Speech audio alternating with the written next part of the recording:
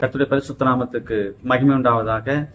இந்த ஆசீர்வதிக்கப்பட்ட நல்ல காலை வேளையிலே அருளுரை துளிகளின் மூலமாக உங்களை சந்திப்பதிலே நான் மிக்க மகிழ்ச்சி உள்ளவனாக இருக்கிறேன்.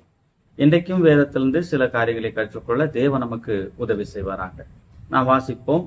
லூக்கா எழுதின சுவிசேஷம் 13ஆம் அதிகாரம் அதனுடைய 10ஆம் வசனம் தொடங்கி நாம் வாசிக்கலாம். லூக்கா எழுதின சுவிசேஷம் 13ஆம் அதிகாரம் 10 முதல். ஒரு ஓய்வு நாளில் அவர் ஜெபாலயத்திலே போதகம் பண்ணி கொண்டிருந்தார். அப்பொழுது 18 வருஷமாய் பலவீனப்படுத்தும் ஆவியை கொண்ட ஒரு ஸ்திரீ அங்கே இருந்தாள். அவள் எவ்வளவோ நிமிரக்கூடாத கூனியாய் இருந்தாள். இயேசு அவளை கண்டு தம்மிடத்தில் அழைத்து, ஸ்திரியே, உன் பலவீனத்தினின்று விடுதலையாக்கப்பட்டாய் என்று சொல்லி அவள் மேல் தமது கைகளை வைத்தார். உடனே அவள் நிமிர்ந்து தேவனை மகிமைப்படுத்தினாள். அருமையான வார்த்தைகளின் மூலமாக தேவனுடைய நாமம் மையப்படுவதாக. பிரியமானவர்களே, ஆண்டவராய் இயேசு கிறிஸ்து இந்த உலகத்திலே வாழ்ந்த நாட்களிலே அவர் தன்னுடைய 30வது வயதிலே ஊழியத்தை தொடங்கி அவர் அநேக ஜனங்களுக்கு போதகம் பண்ண ஆரம்பித்தார். அந்த சமயத்தில் தான் ஜெபாலயத்திலே அவர் கடந்து போய் அவர் போதகம் பண்ணுகிற அந்த வேளையிலே அதே தேவாலயத்துக்கு தொடர்ந்து வரக்கூடிய ஒரு பெண்ணாக ஒரு பெண்ணை நாம் பார்க்கிறோம்.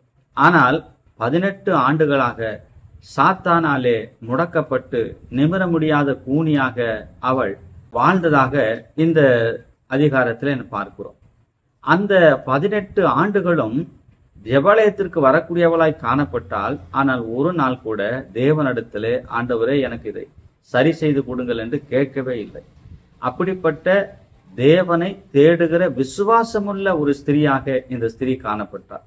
தன்னுடைய நிலைமை எப்பேற்பட்டதாக இருந்தாலும் கூட தேவனை தேடுவதற்கு, தேவனுக்கு முக்கியத்துவம் கொடுப்பதற்கு, தேவனை ஆராதிப்பதற்கு கொஞ்சம் கூட சளைக்காத ஒரு பெண்மணியாக இந்த பெண்மணி இருந்திருக்கிறார் என்பதை நாம் பார்க்கும் பொழுது இந்த பெண்ணிடத்திலிருந்து நாம் கற்றுக்கொள்ள வேண்டிய பாடம் அநேகமா இருக்கிறது.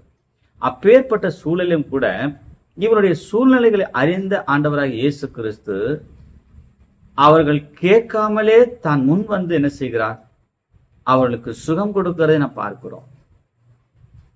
தேவனாகிய கர்த்தர் சுகம் கொடுத்த போது அவள் முழுவதுமாக சுகமடைந்து விடுதலை பெற்று, சாத்தானின் பிடியிலிருந்து விடுதலை பெற்று, இத்தனை ஆண்டுகளிலே அவள் கஷ்டப்பட்ட அந்த கஷ்டங்களிலிருந்து விடுதலை பெற்று தேவனை மகிமைப்படுத்தினாள் என்று நாம் பார்க்கிறோம்.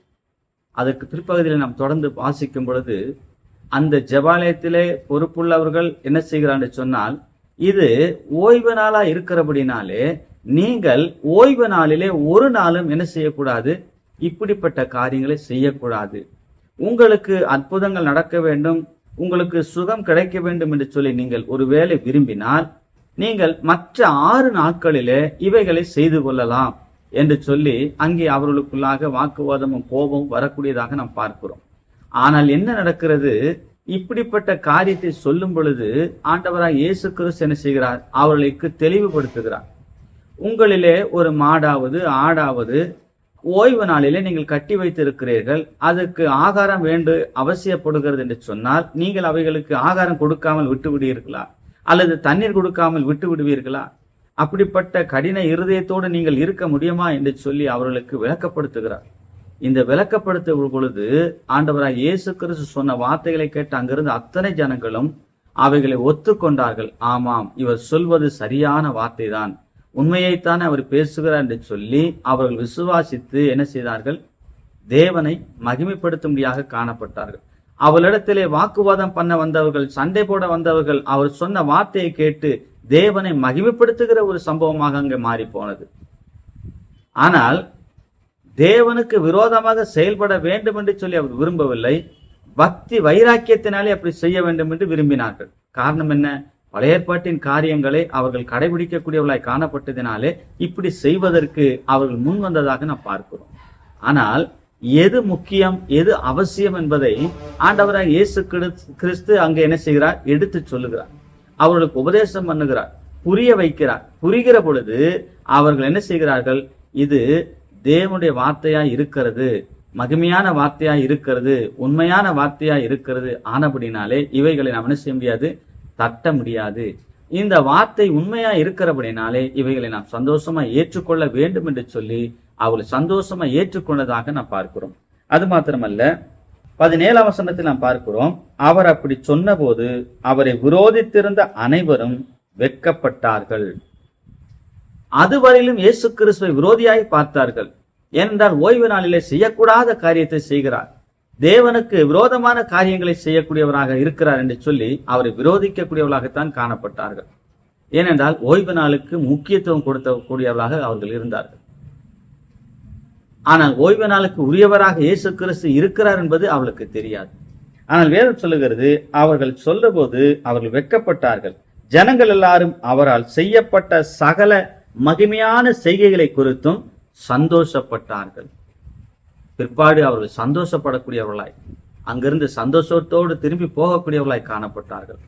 விடுதலை பெற்ற அந்த பெண்ணை விட அங்கிருந்த ஜனங்கள் மிகுந்த சந்தோஷத்தோடு அவர்கள் காணப்பட்டார்கள். ஆண்டவராய் இயேசு கிறிஸ்து அவர்களுக்கு சந்தோஷத்தை கொடுப்பதற்காகவே அந்த இடத்தில் அந்த காரியத்தை செய்யக்கூடியவராய் காணப்பட்டார், போதிக்கக்கூடியவராய் காணப்பட்டார். இப்படிப்பட்ட மெய்யான தேவனை நாமும் விசுவாசிக்கிறோம்.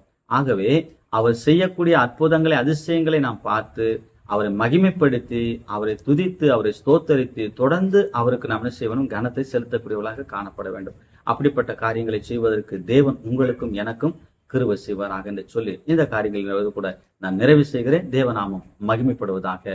ஆமென்.